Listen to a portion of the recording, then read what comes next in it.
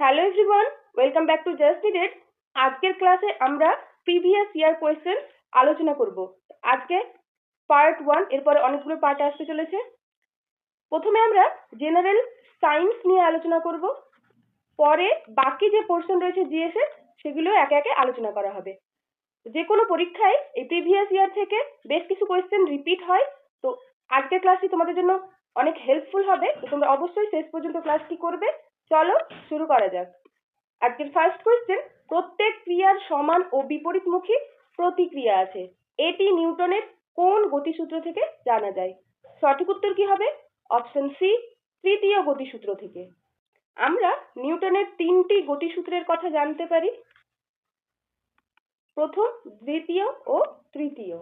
এই গতিসূত্রগুলি বস্তুর গতি ও প্রযুক্ত বলের মধ্যে সম্পর্কের ভিত্তিতে তৈরি। তো প্রথম গতিসূত্রে কি রয়েছে? নিউটনের প্রথম গতিসূত্র থেকে আমরা জানতে পারি জাড্য ধর্মের কথা এবং তার সাথে পাই বলের সংজ্ঞা। এই গতিসূত্রে বলা হয়েছে বাইরে থেকে প্রযুক্ত কোনো বল প্রয়োগ না করলে যে কোনো স্থির বস্তু স্থির অবস্থায় থাকবে সারা জীবন এবং যে কোনো গতিশীল বস্তু আপন গতিতে চলতেই থাকবে। এই কথাগুলো আমরা জানতে পারি নিউটনের প্রথম গতিসূত্র থেকে। দ্বিতীয় গতিসূত্র থেকে কি জানতে পারি? বলের সূত্র, বলের যে পরিমাপের পদ্ধতি সেটি পাই এই দ্বিতীয় গতিসূত্র থেকে, যেখানে বলা হয়েছে বস্তুর ভরবেগের পরিবর্তনের হার তার উপর প্রযুক্ত বলের সমানুপাতিক এবং বল যেদিকে ক্রিয়া করে ভরবেগের পরিবর্তনের হারও সেদিকেই ঘটে। তাহলে এটি হয়ে যাবে দ্বিতীয় গতিসূত্র। তৃতীয় গতিসূত্রে আমরা কি জানতে পারি? প্রত্যেক ক্রিয়ার সমান ও বিপরীতমুখী প্রতিক্রিয়া আছে, যেটিকে বলা হয় ক্রিয়া প্রতিক্রিয়ার সূত্র। সংক্ষেপে কি বলতে পারি আমরা? ক্রিয়া প্রতিক্রিয়ার সূত্র। এই তিনটি হয়ে গেল নিউটনের তিনটি গতিসূত্র। নেক্সট কোয়েশ্চেন, কোষের সুইসাইড ব্যাগ কোন অঙ্গাণুকে বলা হয়? সুইসাইড ব্যাগ বা আত্মঘাতী থলি বলা হয় কোন কোষ অঙ্গাণুকে? লাইসোজোমকে। তাহলে অপশন সি হয়ে যাবে সঠিক উত্তর। কেন এটিকে সুইসাইড ব্যাগ বা আত্মঘাতী থলি বলা হয়? এই লাইসোজোমে একটি শক্তিশালী পাচক এনজাইম থাকে যা সম্পূর্ণ কোষটিকে হজম বা ধ্বংস করতে সক্ষম। এই কোষকে ধ্বংস করতে পারে বা হজম করে দিতে পারে, তার জন্য এই লাইসোজোমকে কোষের আত্মঘাতী থলি বা সুইসাইড ব্যাগ বলা হয়। বাকি অপশন এখানে কি রয়েছে? মাইটোকন্ড্রিয়া, এটিকে কি বলা হয়? কোষের শক্তিঘর বা পাওয়ার হাউস। শক্তিঘর বা পাওয়ার হাউস। রাইবোজোমকে কি বলা হয়? Protein factory. কোষের প্রোটিন ফ্যাক্টরি। কেন? কারণ রাইবোজোম প্রোটিন সংশ্লেষণ অর্থাৎ প্রোটিন তৈরি করতে পারে। রাইবোজোমে ঘটে প্রোটিন সংশ্লেষণ অর্থাৎ রাইবোজোম প্রোটিন তৈরি করতে পারে, তার জন্য এটিকে বলা হয় প্রোটিন ফ্যাক্টরি। নেক্সট কোয়েশ্চেন, শ্বাসমূল নিচের কোন উদ্ভিদে দেখা যায় না? এই নেগেটিভ শব্দগুলো তোমরা ভালো করে খেয়াল করবে, দেন উত্তর করবে। সুন্দরী, গেওয়া, গরান, এই যে তিনটি উদ্ভিদ এখানে দেওয়া আছে এগুলো সব হচ্ছে ম্যানগ্রোভ উদ্ভিদ। তাহলে এখানে বাকি কি রয়েছে? কচুরিপানা। অপশন সি, এই কচুরিপানা হচ্ছে একটি জলজ উদ্ভিদ এবং এই জলজ উদ্ভিদে শ্বাসমূল দেখা যায় না। তাহলে সঠিক উত্তর কি হবে এই প্রশ্নের? কচুরিপানা, যাতে শ্বাসমূল দেখা যায় না। এই ম্যানগ্রোভ উদ্ভিদে কেন শ্বাসমূল দেখা যায় বা কোনটিকে শ্বাসমূল আমরা বলে থাকি? শ্বাসমূলকে আর কি বলা হয়? নিউম্যাটোফর। এই টার্মটিও দেওয়া থাকতে পারে, তোমরা দুটোই মনে রাখবে। এই নিউম্যাটোফর বা শ্বাসমূল ম্যানগ্রোভ উদ্ভিদে দেখা যায় কেন, বা এই শ্বাসমূল কি? জলাবদ্ধ বা লবণাক্ত মৃত্তিকায় যে সমস্ত উদ্ভিদ জন্মায়, জলাবদ্ধ বা লবণাক্ত মৃত্তিকায় যে জন্মানো উদ্ভিদগুলো রয়েছে তারা মাটি থেকে পর্যাপ্ত পরিমাণে অক্সিজেন গ্রহণ করতে পারে না।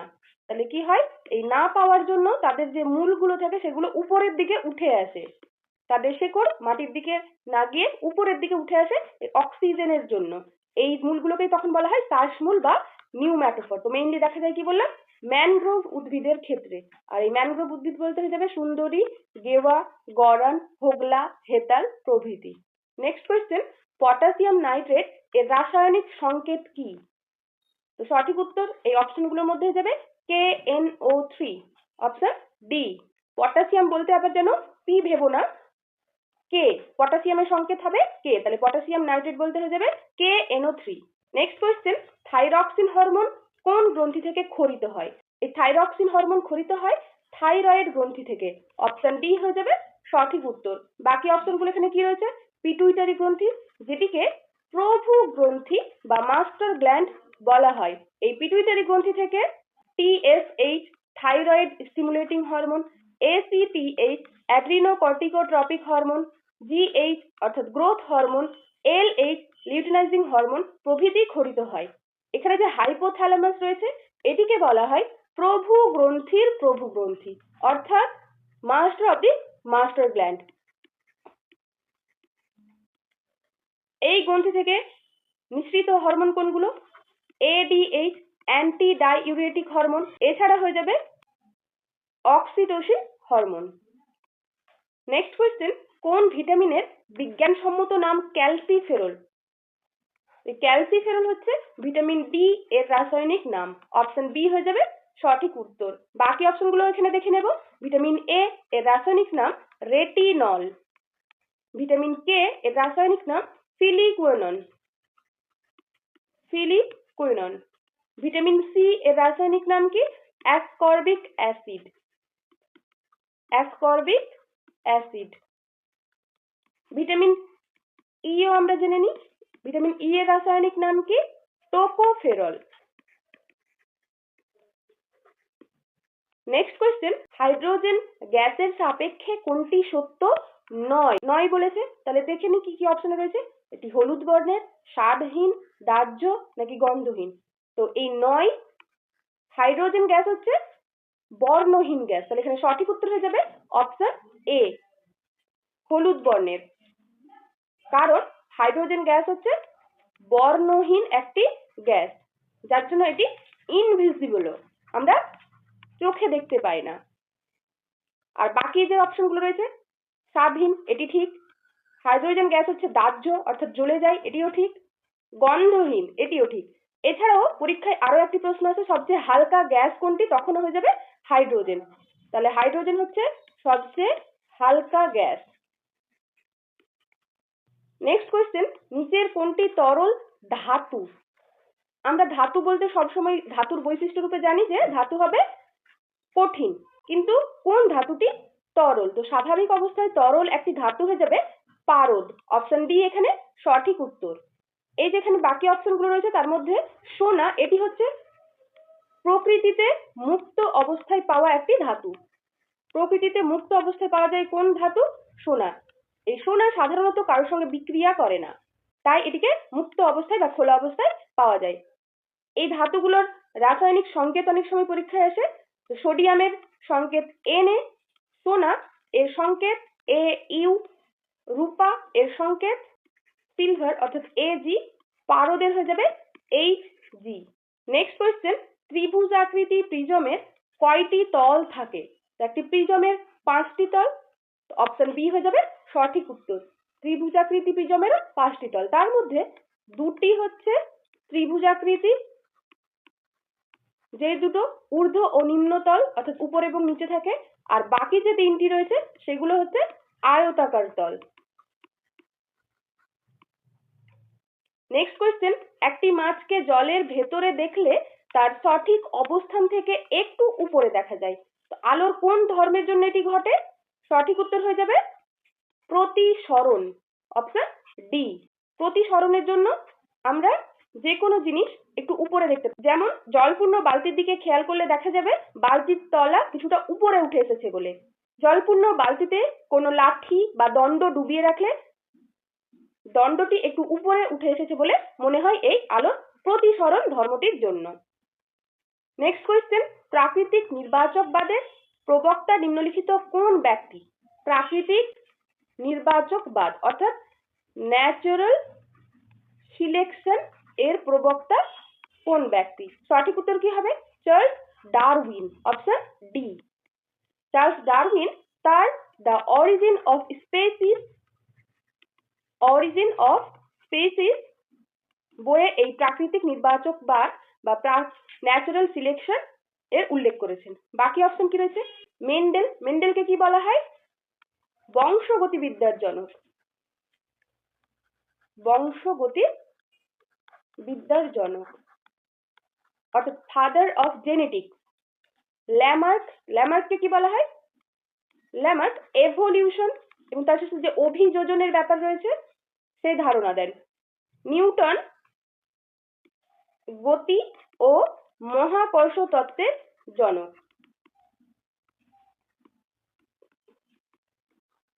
আমরা এর আগে আলোচনা করলাম নিউটনের 3টি গতিসূত্র, তো সেটি হচ্ছে গতির সূত্র এবং মহাকর্ষ তত্ত্বটি কি, যে মহাকর্ষ যে বল বা অভিকর্ষ বলের যে সংজ্ঞা সেটি দিয়েছেন এই নিউটন। নেক্সট কোয়েশ্চেন, কোনটি বেমানান? তো সঠিক উত্তর কি হবে? এই অপশনগুলোর মধ্যে গোলাপি, বাকিগুলো কি রয়েছে লাল, সবুজ, নীল, এই তিনটিকে বলা হয় মৌলিক রং। কেন এই তিনটিকে মৌলিক রং বলা হয়?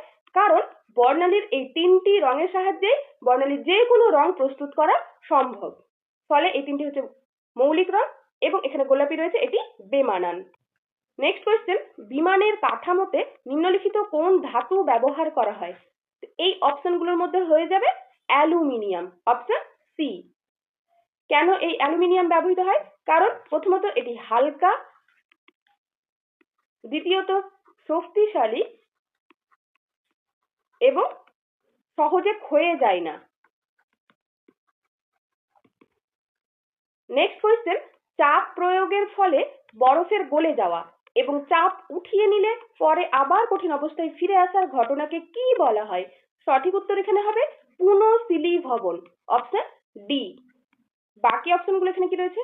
কঠিনীভবন, এটি কি তরল ঠান্ডা হয়ে কঠিনে পরিণত হওয়াকে বলা হয় কঠিনীভবন।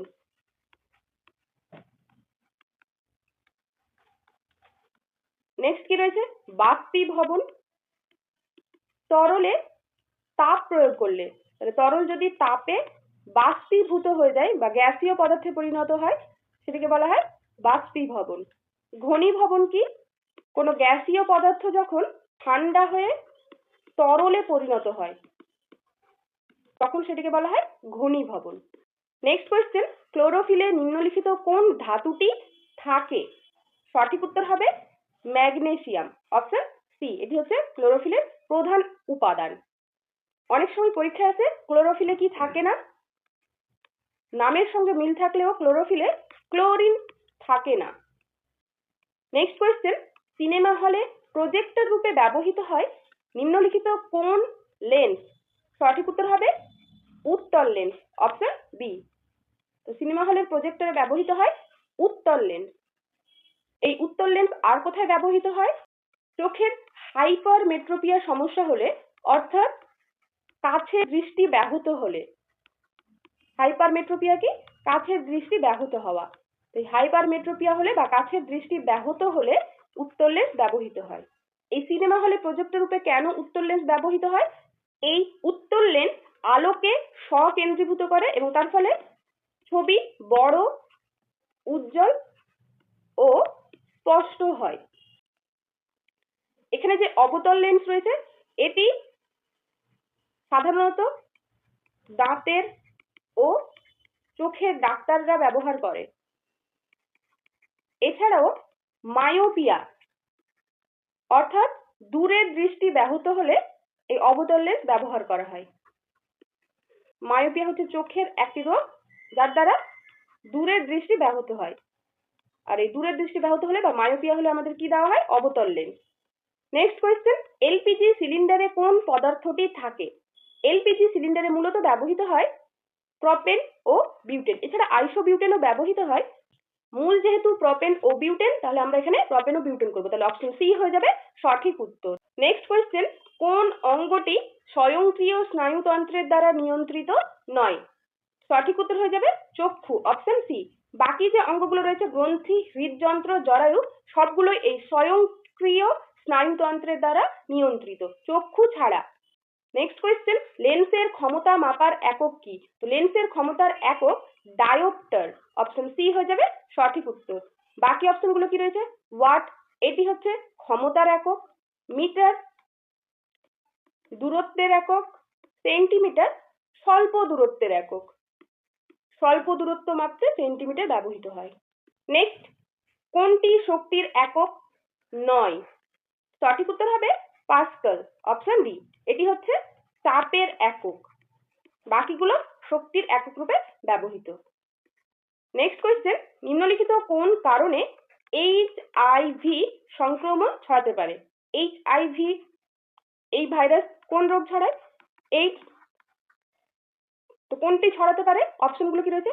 পরস্পর আলিঙ্গন করলে, না সাধারণ শৌচাগার ব্যবহার করলে, না খাদ্য ভাগ করে খেলে, না তাহলে সঠিক উত্তর হবে অন্যের রেজার ব্যবহার করলে। অন্যের রেজার ব্যবহার করলে এই এইচআইভি সংক্রমণ ছড়াতে পারে। এছাড়া আর কি কি কারণে হতে পারে? এক হচ্ছে একই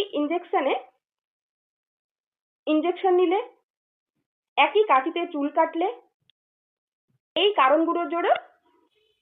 কারণগুলির জন্য এই এইচআইভি সংক্রমণ হতে পারে।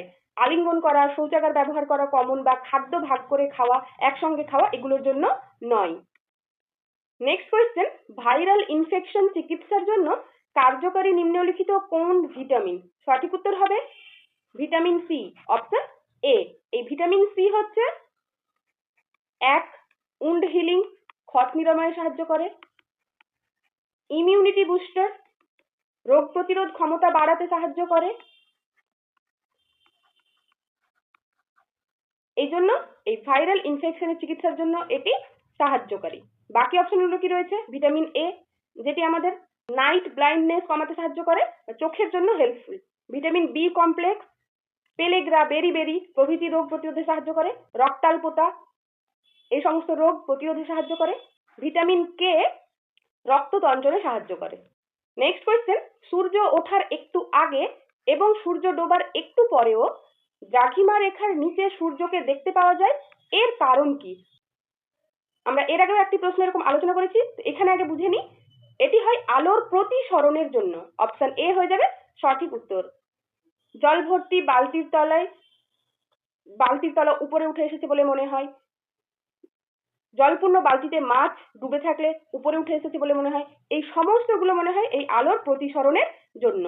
এখানে যে আলোর আভ্যন্তরীণ পূর্ণ প্রতিফলন রয়েছে, যে কোনো জিনিস চকচক করে এই কারণের জন্য, যেমন কচু পাতায় জল চকচক করা, পদ্ম পাতায় জল চকচক করা, অথবা